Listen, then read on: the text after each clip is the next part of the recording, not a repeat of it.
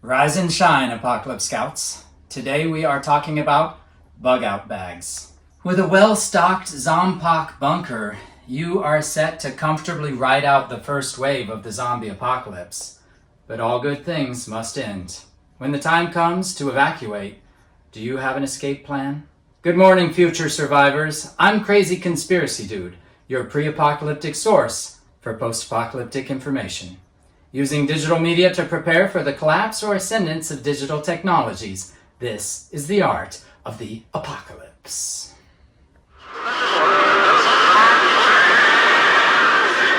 You're listening to Radio Free Apocalypse. In the event of a zombie apocalypse, or any disaster for that matter, a bug-out bag or go bag is one thing that you can't live without. Literally. What you choose to put in your go bag is up to you, but it should be enough to keep you alive for at least 3 days. The first thing you'll need is a cold weather sleeping bag and an inflatable sleeping mat and inflatable pillow. You can clip those to the outside of your bag with a carabiner if you don't have space. After that, have a few pairs of socks, underwear, and a spare shirt. Seriously, extra socks can save your life. Thermal underwear can keep you warm and double as pajamas. And be sure to have anything critical for your own health and well-being, such as a reasonable supply of prescription medications, EpiPens, reading glasses, sunglasses, and storage solution, personal hygiene products, and vitamins, chapstick. You'll also want a small travel-sized toiletry kit with stuff like a toothpaste, toothbrush, deodorant, and a small microfiber towel. And I even have a smaller one. You should have your most important documents ready to go in a waterproof file. Passports, medical information, health information, along with a couple $100 or euros in cash. You'll obviously want your phone and ideally a solar-powered charger. You'll also want something to write on and something to write with and some Ziploc bags to keep things dry. In the apocalypse, Ziploc bags are right up there with duct tape. You'll also want a first aid kit and some masks and sanitizer. You should have a small flashlight and spare batteries. On top of that, you should have plenty of water and ideally a life straw. You're going to need something to eat.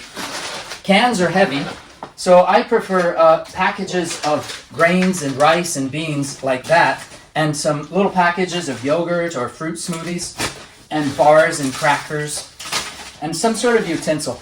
I have lots of salt and pepper and sugar packets and things like that that do a lot to help with bland foods. Sporks are fun. You can also carry some items that are important for you personally. I carry things like this photograph and this Swiss Army knife. Switzerland seems like a pretty good place to be in the zombie apocalypse, judging from their knives anyway. I also carry this NASA space pen. This was a gift for me from my PhD supervisor when I finished my PhD. This writes upside down in zero gravity and underwater, because you never know. I carry a couple of dice for playing games like Pig, and a pack of cards as well for doing card tricks or playing games like Go Fish. Was this the card you're thinking of? Nailed it. If you have pets, kids, or babies, make sure you pack the necessary supplies for them as well.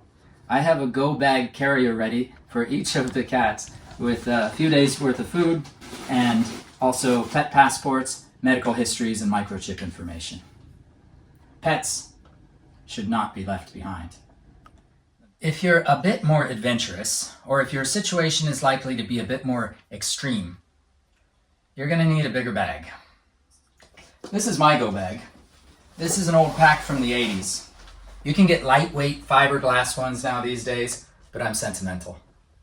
It will be my undoing. In addition to all of the above, in this pack, I also have a small camping stove and a couple of lighters, a headlamp, some coffee. And because I'm a survival nerd, I also carry this old-fashioned fire starter that will last me forever until I lose it. I also carry some powdered soup and oatmeals. I carry a tent that fits 2 or 3 people, but you could do with as little as a plastic tarp, some paracord, and some tent stakes if you had to. This paracord bracelet can be unraveled into a couple of meters of paracord, and it also has a small compass, which, along with a map of your city, can become really, really useful. In terms of benefit per ounce, it's hard to beat a rain poncho, although these emergency blankets are almost weightless and take up almost no space. Also in the running would be an emergency whistle, which in the right circumstances can save your life. In the wrong circumstances, super glue is also a lightweight, high utility item, whether for repairing gear or repairing small skin lacerations. It's a good idea to carry a tube or 3. And speaking of adhesives, don't forget the duct tape. Give me duct tape or give me death, Patrick Henry might have said if he was in a zombie apocalypse. This is my travel roll. It's light, doesn't take up much space. It's mostly air.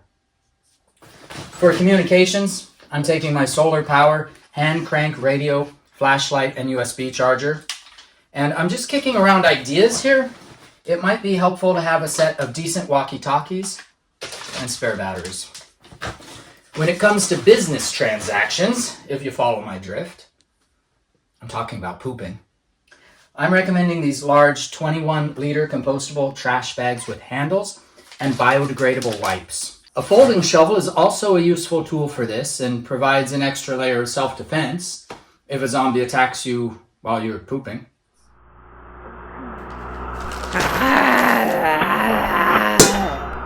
Finally, if you're moving into hardcore terrain, don't forget your slingshot and some steel.